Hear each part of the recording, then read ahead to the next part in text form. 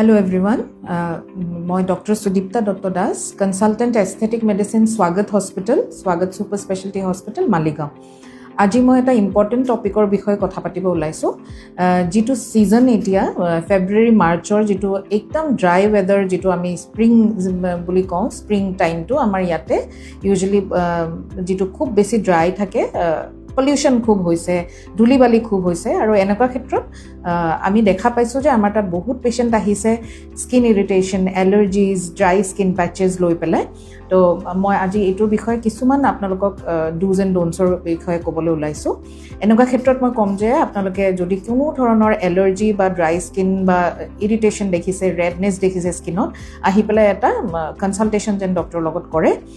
আমি কেইবাটাও এনেকুৱা ইনভেষ্টিগেশ্যন থাকে ব্লাড টেষ্ট যিটোত আমি এলাৰ্জি লেভেলটো পেচেণ্টৰ চাব পাৰোঁ যেতিয়া এলাৰ্জি লেভেলছ বহুত হাই থাকে ব্লাডত সেইটো ট্ৰিটমেণ্ট লৈ ল'লে এনেকুৱা চিমটমছবিলাকৰ পৰা ৰেহাই পোৱা যায় এইটোত আমি ক'ব পাৰোঁ যে এলাৰ্জি বুলি ক'ব গ'লে এইটোক আমি এটপি বা আৰ্টিকেৰিয়া বুলিও কওঁ সেইটোৰ বহুত ধৰণৰ চিমটমছ থাকে যেনেকৈ স্কিনত এটা সাধাৰণ ৰেছৰ পৰা আদি কৰি খুজতিৰ পৰা আদি কৰি ৰেডনেছ হ'ব পাৰে বাম্পছ আহিব পাৰে স্কিনত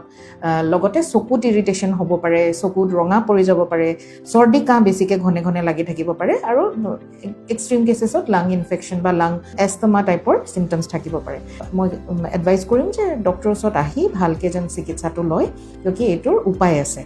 আৰু হ'ল যে নিজকে প্ৰটেক্টেড ৰাখিবলৈ হ'লে মাস্ক এটা যেন এনেকুৱা ধূলিৰ ছিজনত সদায় পিন্ধে বাহিৰত ওলাই যাওঁতে আৰু নিজকে যিমানখিনি পাৰে কাভাৰ্ড কৰি থয় স্কিন কেয়াৰটো খুব ইম্পৰ্টেণ্ট স্কিন কেয়াৰটো যেন ভালকৈ লয় আৰু যিকোনো অসুবিধা থাকিলে এনেকুৱা ক্ষেত্ৰত আহি ডক্টৰক আমাক কনচাল্ট কৰে যেন আমাৰ হস্পিটেলত গোটেইখিনি সুবিধা আছে